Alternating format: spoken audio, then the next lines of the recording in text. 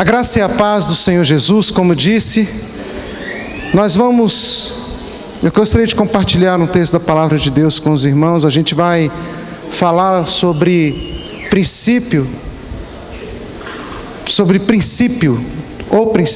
uma série de mensagens sobre o princípio, e nós vamos falar a partir de Gênesis. Nós vamos tomar como ponto de partida Gênesis, e hoje nós vamos falar sobre o princípio da criação. O princípio da criação em Gênesis, no capítulo 1. Amém? Nós vamos orar mais uma vez e logo em seguida vamos para a leitura da palavra. Vamos orar? Deus bendito, toma agora a tua igreja em tuas mãos e que a tua palavra produza vida sobre cada vida aqui, Senhor, sobre cada coração. Ministra na vida dos meus irmãos, no poder do nome de Jesus. Toma-nos diante do teu altar para o teu louvor e a tua glória, e que a tua palavra, Senhor, seja lida, entendida, a fim de que possa ser praticada nos nossos corações, nas nossas vidas, para o teu louvor e a tua glória, em nome de Jesus. Amém. Gênesis capítulo 1, então, nós temos o seguinte, a partir do verso 1. No princípio criou Deus os céus e a terra. E a terra estava sem forma e vazia, e havia trevas sobre a face do abismo. E o Espírito de Deus se movia sobre a face das águas. E disse Deus: haja luz, e houve luz. E viu Deus que era boa a luz, e fez separação entre a luz e as trevas. E Deus chamou a luz dia, as trevas chamou noite, e foi a tarde e amanhã o dia 1. Disse Deus: haja uma expansão no meio das águas, e haja separação entre águas e águas. E fez Deus a expansão, e fez a separação entre as águas que estavam debaixo da expansão, e as águas que estavam sobre a expansão, e assim se foi. E chamou Deus a expansão céus, e foi a tarde e amanhã o dia 2. E disse Deus: ajuntem-se as águas debaixo dos céus num lugar, e apareça a porção seca, e assim foi. E chamou Deus a porção seca terra, e ao ajuntamento das águas chamou mares. E viu Deus que era bom. E disse Deus: produza a terra erva verde, erva que dê semente, árvore frutífera que dê fruto segundo a sua espécie, cuja semente esteja nela sobre a terra.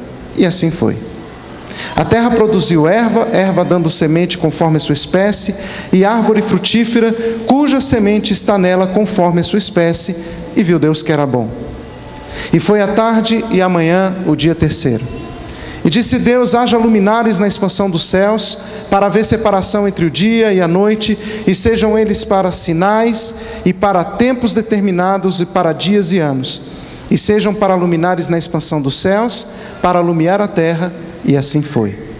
E fez Deus os 2 grandes luminares, o luminar maior para governar o dia, o luminar menor para governar a noite, e fez as estrelas. E Deus os pôs na expansão dos céus para alumiar a terra, e para governar o dia e a noite, e para fazer separação entre a luz e as trevas, e viu Deus que era bom. E foi a tarde e amanhã o dia 4. E disse Deus: produzam as águas abundantemente répteis de alma vivente, e voem as aves sobre a face da expansão dos céus. E Deus criou as grandes baleias e todo réptil de alma vivente, que as águas abundantemente produziram, conforme as suas espécies, e toda ave de asas, conforme a sua espécie, e viu Deus que era bom. E Deus os abençoou, dizendo: frutificai, multiplicai-vos, e enchei as águas dos mares, e as aves se multipliquem na terra. E foi a tarde e amanhã o dia 5. E disse Deus: produz a terra alma vivente conforme a sua espécie, gado e répteis e bestas feras da terra conforme a sua espécie, e assim foi. E fez Deus as bestas feras da terra conforme a sua espécie, e o gado conforme a sua espécie, e todo réptil da terra conforme a sua espécie, e viu Deus que era bom. E disse Deus: façamos o homem à nossa imagem, conforme a nossa semelhança, e domine ele sobre os peixes do mar, sobre as aves dos céus, sobre o gado, sobre toda a terra, sobre todo réptil que se move sobre a terra. E criou Deus o homem à sua imagem, a imagem de Deus o criou, macho e fêmea os criou. E Deus os abençoou, e Deus lhes disse: frutificai, multiplicai-vos, enchei a terra e sujeitai-a, e dominai sobre os peixes do mar, sobre as aves dos céus, sobre todo animal que se move sobre a terra. E disse Deus: eis que vos tenho dado toda a erva que dá semente e que está sobre a face de toda a terra, e toda árvore em que há fruto de árvore que dá semente, ser-vos-á para mantimento. A todo animal da terra e a todas as aves dos céus, todo réptil da terra, em que há alma vivente, toda erva verde lhe será para mantimento. E assim foi. E viu Deus que tudo quanto tinha feito era muito bom. E foi a tarde e a manhã o dia sexto. Eu vou parar aqui. Embora no capítulo 2, nos primeiros versículos, tenhamos o Senhor então concluído a sua criação, no sétimo dia de toda a sua obra que ele fizera, descansara. E então o Senhor abençoou e santificou o sétimo dia, porque ele descansou de toda a sua obra. Muito bem, a gente tem aqui o relato da criação. Eu gosto muito desse texto que nós acabamos de ler, porque são textos que começam nos trazendo segurança, porque eles nos falam das nossas raízes, das nossas origens. E nós, amados, só vamos entender o propósito de Deus quando nós entendemos Gênesis. Nós só vamos entender o propósito pelo qual Deus nos criou quando a gente entende o porquê Ele criou o homem. E aí nós vamos entender por que existimos hoje, por que estamos aqui. Por que você está aqui nessa noite? Por que você está sentado nessa cadeira? Há um propósito. Por que Deus criou os céus e a terra? Você já provou a pensar nisso? A Bíblia não está preocupada aqui em explicar todas as coisas. Ela não está preocupada em provar aqui o quanto Deus é poderoso. A Bíblia está preocupada em mostrar um propósito que está no coração de Deus. E por isso o texto já começa... para os exegetas, a primeira palavra da Bíblia já é muito complicada de se entender, porque a palavra no princípio, a palavra Bereshit, ela, na verdade, traduzida literalmente, ela está fora do contexto da frase, porque a palavra Bereshit, traduzida literalmente, é no princípio de. No princípio de, se você colocar esse princípio de, fica fora do contexto. No princípio de Bará, criou do nada. No princípio de criou do nada Deus os céus e a terra. Mas esse princípio de quê? E essa é a grande discussão quando você vai estudar a palavra Bereshit. Você vai ler os comentários rabínicos, você vai ler comentários de exegetas, e a grande discussão é: princípio de quê? No princípio de quê? No princípio do tempo? Mas o tempo passa a existir com a criação? Então, o que significa o princípio? Alguns vão comentar dizendo que seria no princípio do tempo, outros vão dizer que é no princípio da criação mesmo, e a gente fica navegando sobre que princípio seria esse. Então, para vocês terem uma ideia, o princípio já é um grande mistério de Deus. Mas o interessante é que a Bíblia vai falar a respeito de Jesus Cristo, que Ele é o quê? O princípio e o fim. Cristo é o princípio e o fim. Nele todas as coisas foram criadas. Então nós temos em Cristo Jesus a ideia do princípio. O que é uma discussão sem fim, ela se fecha na pessoa de Jesus. E é por isso que Jesus é o mistério revelado. Cristo em nós, esperança de glória. Então, amados, nós temos o princípio em Cristo Jesus, os céus e a terra sendo criados. E a palavra bará, criou, é do nada. Do nada. Porque é interessante nós entendermos que Deus traz a existência o nada através da sua palavra. Uma outra discussão que eu também estava lendo e achei interessante era por que o primeiro versículo não começa dizendo: no princípio criou Deus dizendo. Porque se todas as coisas foram criadas pela sua palavra, e aí nós vamos ver que logo no versículo 3 ele disse Deus: haja luz e houve luz, e assim as coisas foram acontecendo, com Deus falando, pela sua palavra as coisas vindo à existência. Porque no versículo 1 não fala assim: no princípio criou Deus dizendo haja céus e haja terra. Mas por que não se diz assim? Por que é que não está falando assim? Porque há um segredo. O princípio é o meio pelo qual as coisas vieram à existência, os céus e a terra. Portanto, nós temos os céus e a terra como um grande milagre de Deus. E é interessante porque a palavra bará, que veio à existência do nada, ela nos dá então a entender que a fonte da criação não é uma matéria, não é uma situação, não é uma circunstância, mas simplesmente uma palavra de Deus, que é Jesus Cristo, que é o princípio. Portanto, o princípio e a palavra, elas se fundem numa mesma verdade. Como isso? Vamos lá para João no capítulo 1.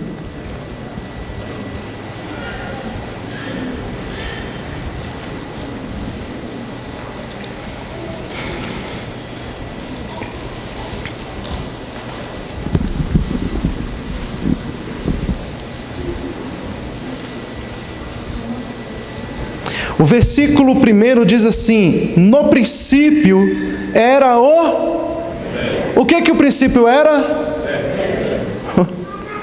A palavra. No princípio era o verbo estava com Deus, e o verbo era Deus. O verbo, logos, decreto, logos, palavra, logos, lei. Portanto, queridos, pela palavra de Deus, todas as coisas vieram a existir. O princípio era o verbo é o princípio, e a Bíblia está declarando isso continuamente. Portanto, nós temos em Cristo Jesus o princípio, o fundamento de toda a criação, por causa da vontade do Pai. Então, o que eu quero dizer com isso? Eu quero dizer que se você existe, quem aqui existe? Como é que você sabe que você existe? Penso, logo existo, né? Respira. Você existe. Você não existe por causa do seu pai e da sua mãe. Você existe porque Deus quis que você existisse. Você existe por causa do princípio. É no princípio que nós viemos à existência. É no princípio que eu passo a existir. É no princípio que nós passamos a viver. E agora a nossa vida está ligada no princípio, porque Ele é o princípio e o fim. Em Cristo Jesus está a nossa vida e a nossa esperança. Deu para entender, irmãos? Então, no princípio criou Deus os céus e a terra. Agora, o interessante, eu estava fazendo uma reflexão desse texto, para que pudesse primeiro trazer para a minha vida, né? A palavra de Deus operando em mim, e estava refletindo nesse texto durante a madrugada, e eu achei interessante que como Deus vai processando a criação. Desde o primeiro dia até o último dia, até o sétimo dia, como que as coisas foram sendo extremamente organizadas na sua ordem. Deus não foi criando por criar. E aliás, deixa eu explicar uma coisa para vocês. Quando Deus criou os céus e a terra, Ele não criou também por criar. Ele não estava lá na eternidade jogando bolinha para o alto e de repente falou assim: puxa, está tão monótono aqui, acho que eu vou criar os céus e a terra. Aí do nada Deus cria. Não, não é assim. Quando Deus criou os céus e a terra é porque havia um propósito. Sabe por que essas cadeiras foram criadas? Alguém inventou uma cadeira um dia? Sabe por quê? Porque alguém sentiu a necessidade de uma cadeira. As coisas são criadas porque há o quê? Uma necessidade. Então o que aconteceu foi que alguém, pensando em um conforto melhor, em algo mais confortável para se assentar, criou a cadeira, criou o encosto. Aí ele foi vendo que aquilo ali era bom para as pessoas sentarem, e aí foi se produzindo a cadeira, e hoje a gente tem a cadeira. Deus planejou no seu coração criar os céus e a terra, mas porque os céus e a terra têm um propósito. Então, queridos, nada, absolutamente nada que existe nessa criação é feita por acaso. Ela está solta. Há um propósito de Deus. Há um propósito na criação dos céus e há um propósito na criação da terra. E quando nós falamos da criação dos céus e a terra, eu estou falando que em ambos nós somos participantes, porque Deus nos criou, o ser humano, o elo entre os céus e a terra, porque Deus nos criou para sermos espirituais e terrenos. Deu para entender? O homem, ele era a imagem de Deus. Ele foi criado para revelar Deus na criação. Então o homem foi criado com um propósito.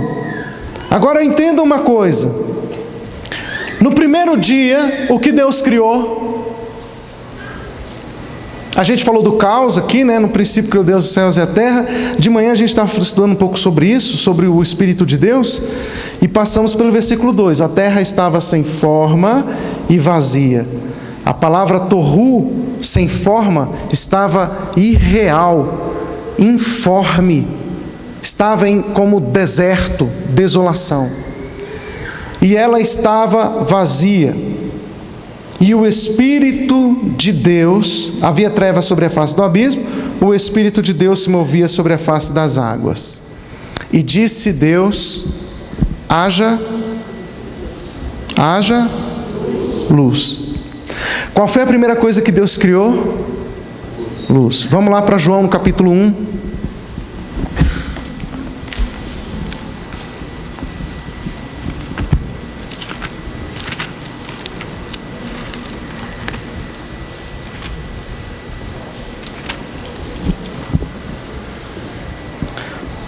Olha o que diz o versículo 3.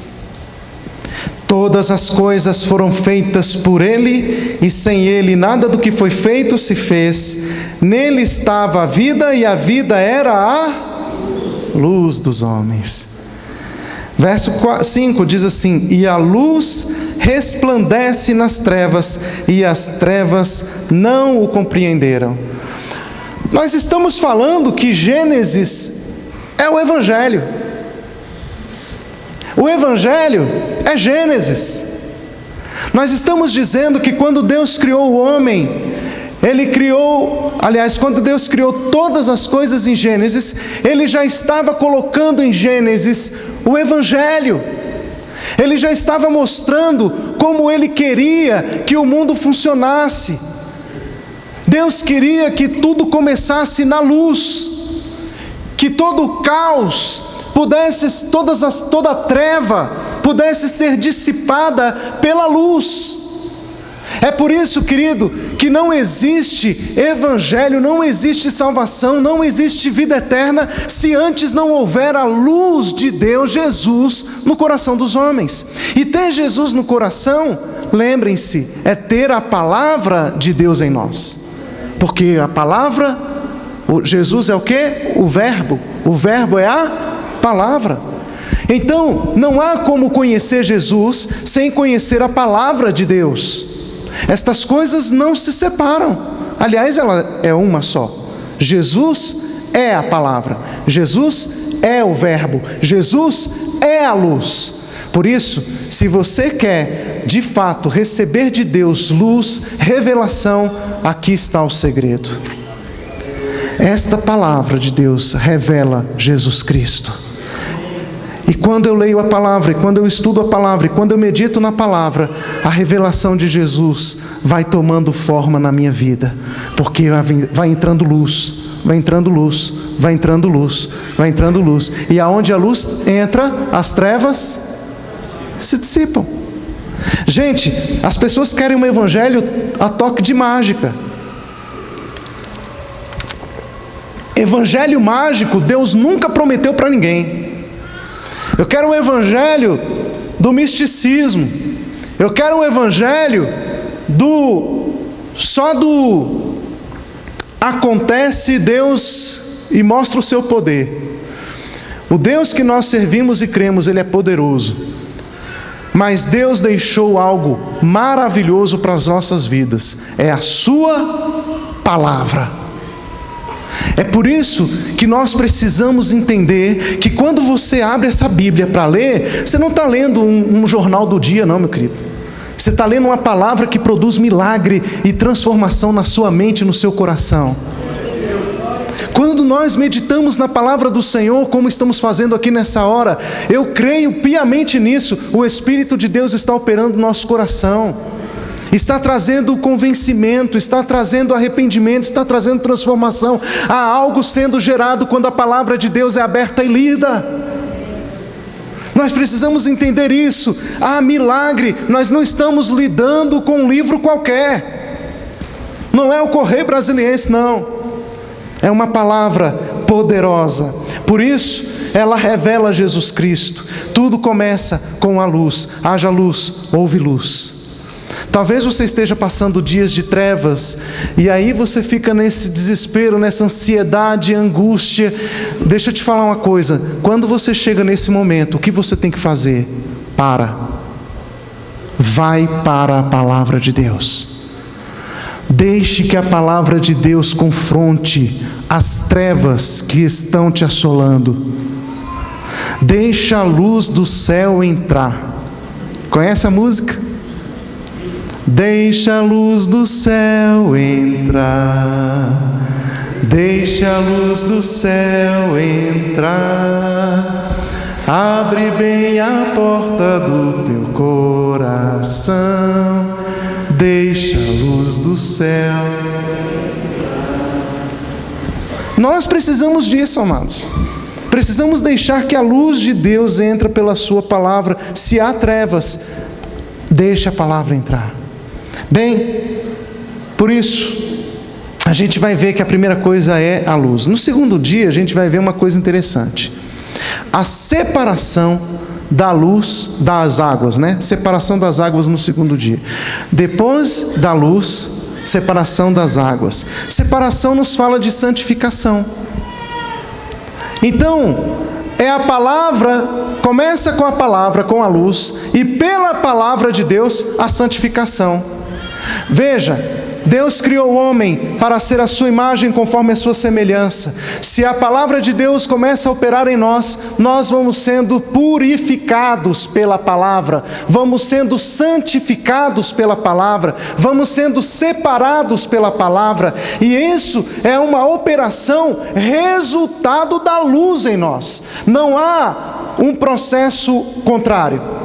Não há uma santificação para depois ter uma palavra, não é assim, para depois ter luz. É luz, depois separação. E no terceiro dia, a gente vai ter o ajuntamento das águas inferiores e das águas superiores. O que significa isso? O Senhor está colocando ordem. Ele está congregando as águas, está reunindo as águas. Deus começa a organizar a nossa vida.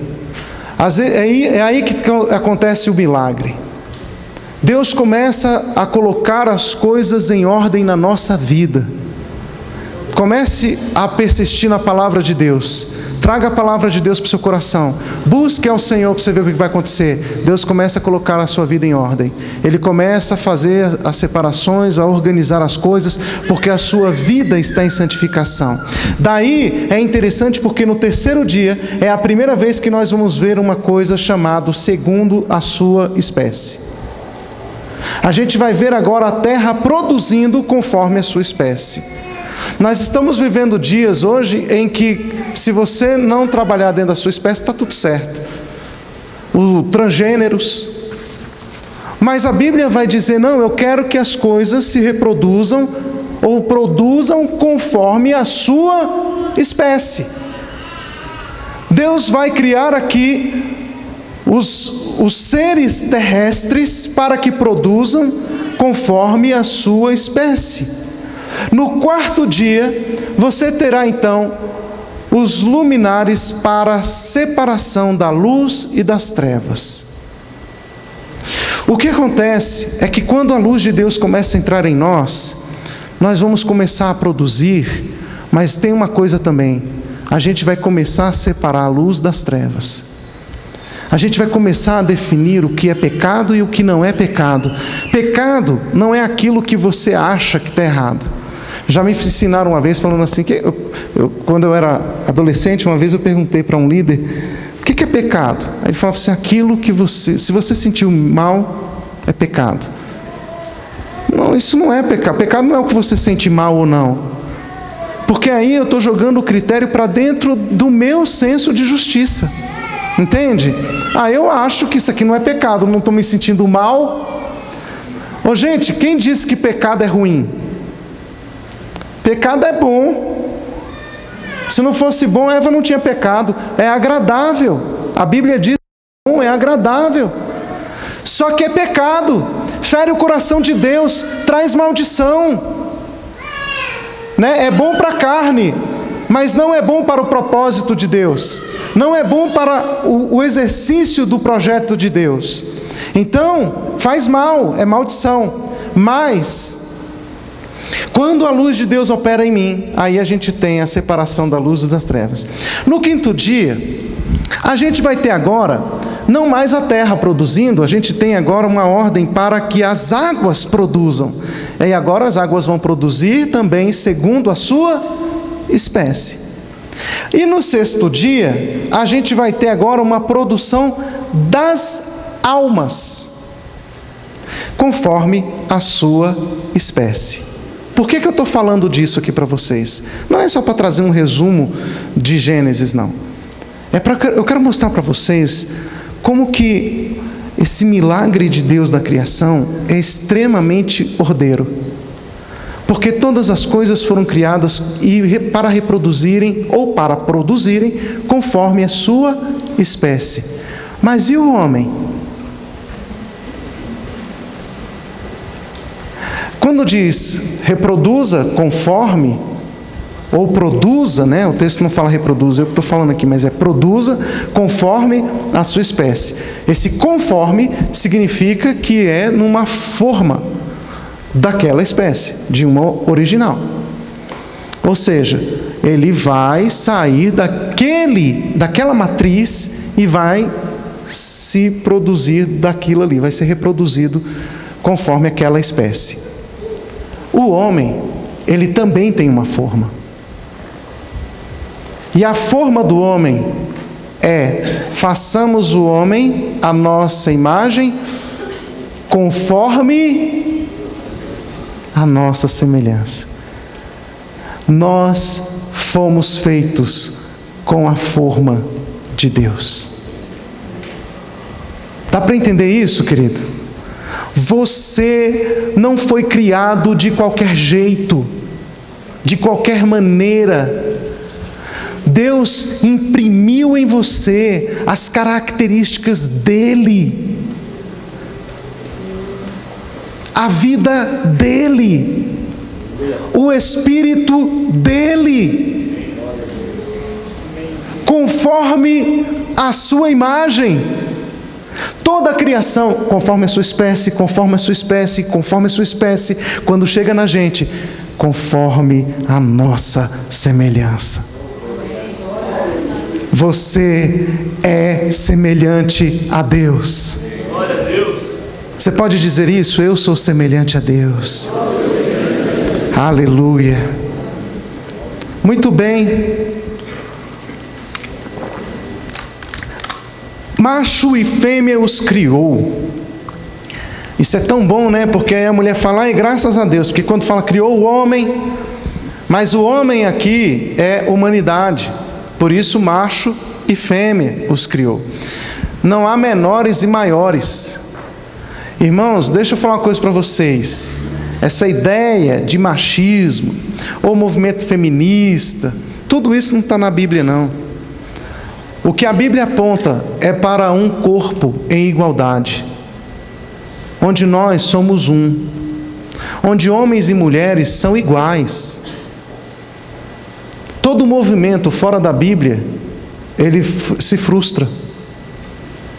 A Bíblia é muito perfeita, ela trabalha uma igualdade. Sabia disso? Tanto o homem quanto a mulher foram criados à imagem de Deus. O homem não é mais imagem de Deus que a mulher, não. E nem a mulher mais imagem de Deus que o homem, não.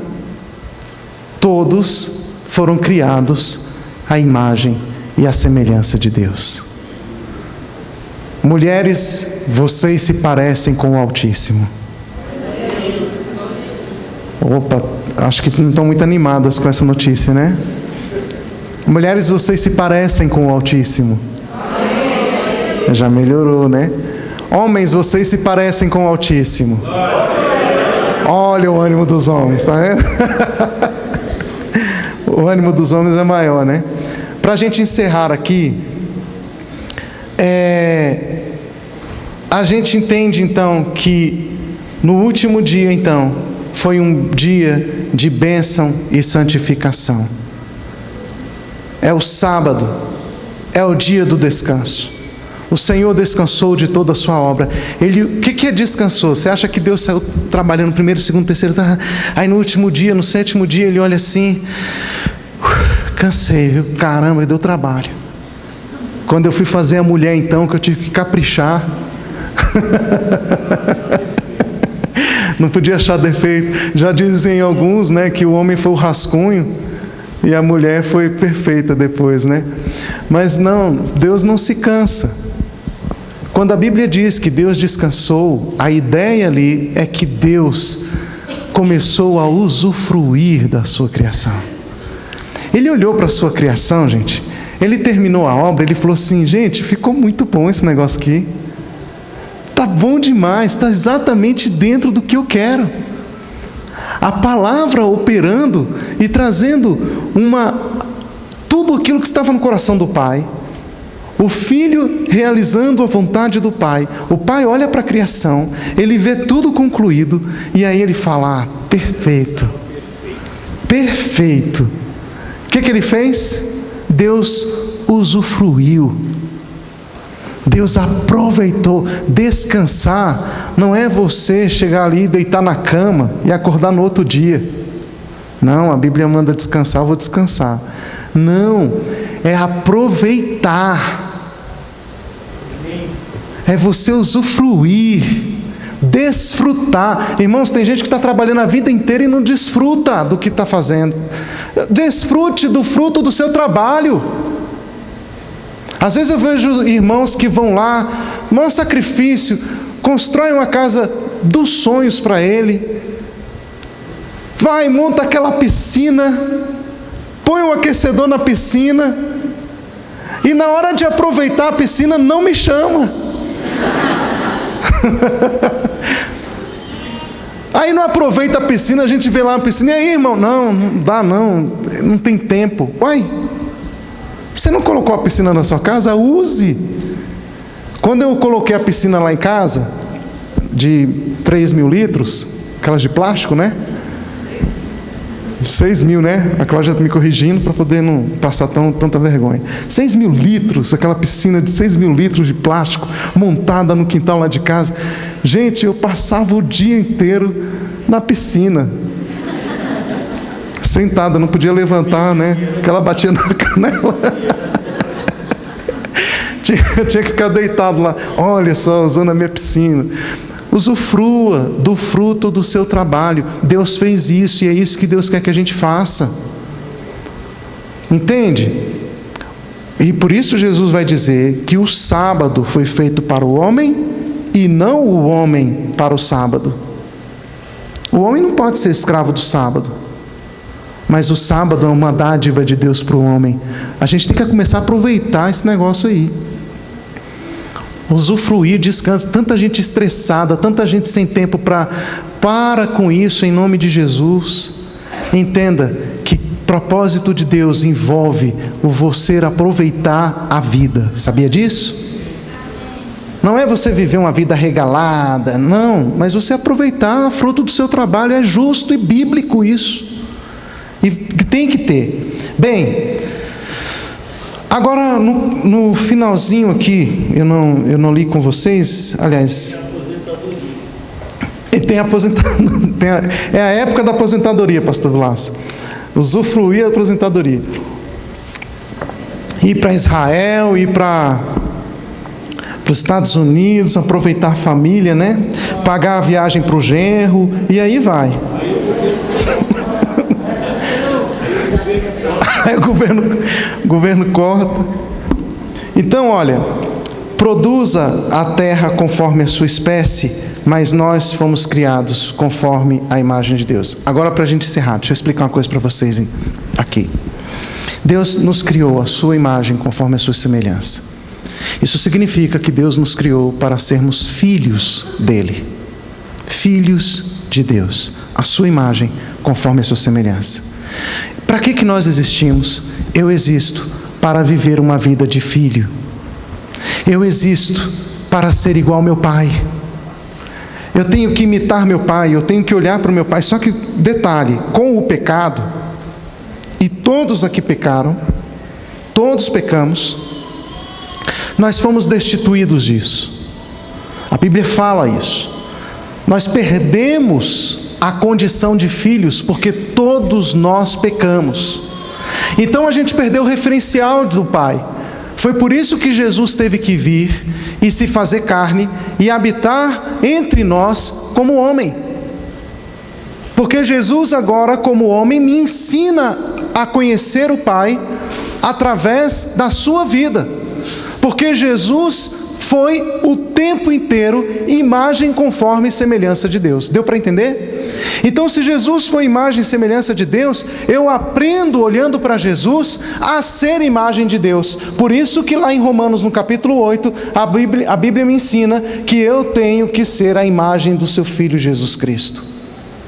Se eu me torno a imagem de Jesus, se eu caminho como Jesus, se eu tenho a mente de Cristo, se eu tenho as palavras de Cristo, se eu tenho a fé de Cristo, eu me torno semelhante a Jesus. E me tornando semelhante a Jesus, eu me torno semelhante ao Pai.